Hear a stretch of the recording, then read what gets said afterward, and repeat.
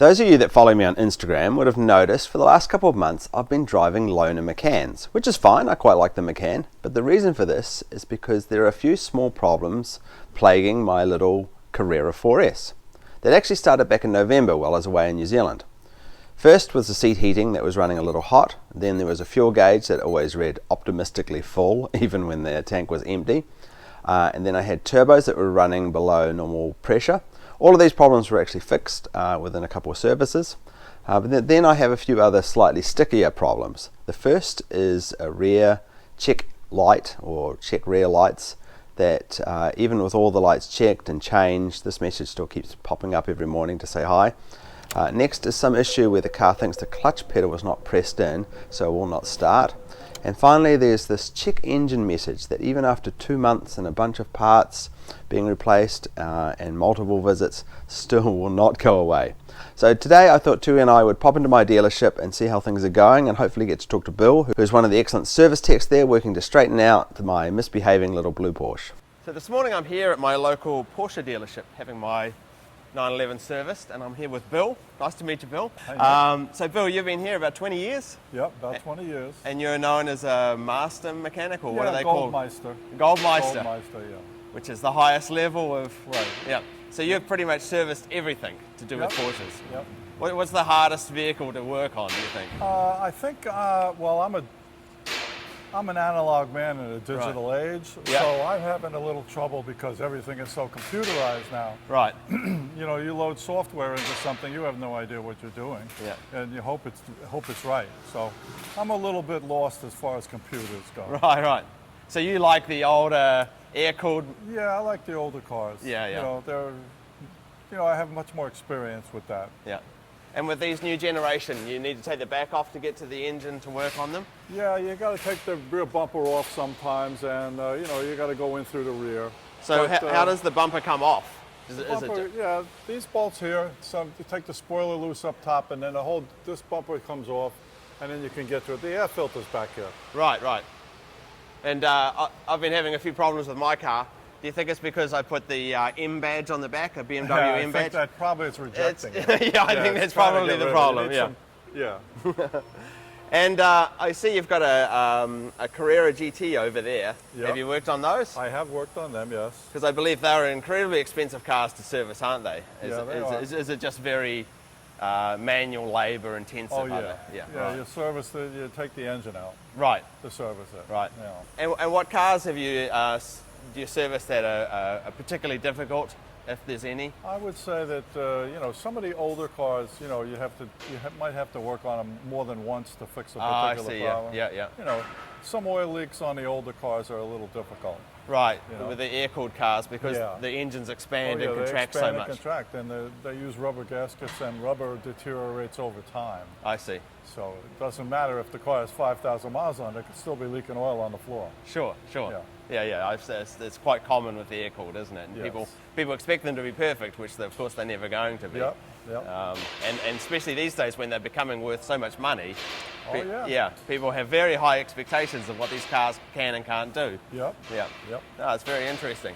So do you have any stories from your 20 years here? Well, some interesting things is the cars sit for a while, and mice have a tendency to go make little nests in them. Yes. And occasionally, a mouse can cost, you know, $20,000 or $30,000. Yes, I've seen that. We had one here that was a 991, and a mouse got into it, and he ate the wiring harness. And we had to replace the whole wiring harness, which involves, you know, taking just about the whole car apart to replace the wiring harness. So, you know, one mouse, $20,000, $30,000 bill.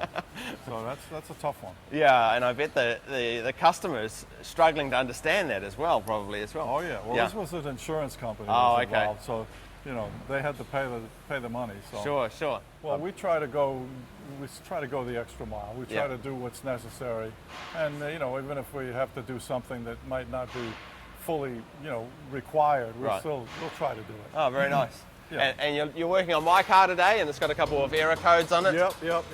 Any thoughts on that? Well, yeah, I think we might be going after a battery on this car now. I'm not totally sure Oh, yet. okay. but we have to see what happened. The car sat here for about a week. We were moving it around, Yep. and it got a whole bunch of codes. I had cleared all the codes, Right. and it got a whole bunch of codes back. Right. And the battery seemed a little low, so Yep. it's a possible we might be changing the battery on the car for some of the fault codes. Sure, sure. Yeah, Yep. yeah. It's been a pretty reliable, I've had it for almost 2 years. It's been Yep. actually a pretty reliable car up till now. Yeah, they're a good car. Yeah, They're a yeah. good car. And I actually lent it to my friend while I was away in New Zealand for a couple of weeks, and my friend had it, and that's when the first code came up. So he Okay. feels terrible. Oh. But then when I got back from New Zealand, I put that BMW badge on the back of it, Yep. just to mess with people. Yep. And ever since then, it's had those codes coming up. So I Yep. think you're right. I think Yep. I need to take that badge off in order it to. could be. It Yeah, could yeah. be. It's trying to Yeah. reject it. Yeah. So have a quick look around underneath the car, and you can show us anything Okay. that's All right. might be interesting, since we don't often get to underneath the car. Yeah, well, this is interesting because it uses 2 turbos, and Yeah. it has a wastegate that works, and it has some plastic on it now. I see that, yeah. They use some plastic on it, and you know, you got a lot of rubber on here because it's a sports car. Sure, sure. And Yeah, they're very wide. it's a lot of fun to drive, Yes. and you know, they keep the bottom as flat as they can for aerodynamics. I see it, yes. And all these panels. And you know, you can't hardly see anything down No, there. you can't. This is some It's grass, completely I guess. flat. Yeah, obviously the owner of this car's been off-roading it. Oh yeah, there you go. Yeah, yeah. And they scrape a little in the front sometimes. You can see them move because yeah. they're a low car. Probably more so if you've got Yep. if you've got the sport kit on The the front. sport doesn't it? suspension Yeah. drops Yeah. it down another 10 millimeters. Yep. Yep. So, yeah. And what about the GT3 cars with the naturally aspirated engines? Are they any more complex to work on, or are they much the Yeah, same? they're pretty much the same. The chassis is the same. It's only 2-wheel drive, and you know, it's a race car for the street. Yeah. So it is very low. Yeah. And if you were purchasing a 911 without any budget restraints, which one would you think you'd get? I think I'd get the turbo cab. Yep. You know, we might as well get everything. You're a you top-down can. sort of guy. Yeah. Yeah. Well, that's also the best resale value. It is, it's So, true. yeah. Yeah, the Targa's a pretty good resale value as well, Oh, aren't yeah. they? Yeah. Yeah. Oh, it's great. All right, we'll step forward again. Okay. Well, thanks for your time today, Bill. It's been All a right, pleasure Nick, meeting nice you. meeting you. Thank you very All much. right. Yes, so despite being such a huge Porsche fan, I seem to be a little cursed with these cars sometimes. But I'll keep you guys up to date. I'll wait a week and see whether they fix these problems and update you in a future video. Anyway, thanks for watching, everyone. I'll see you next time. Bye then.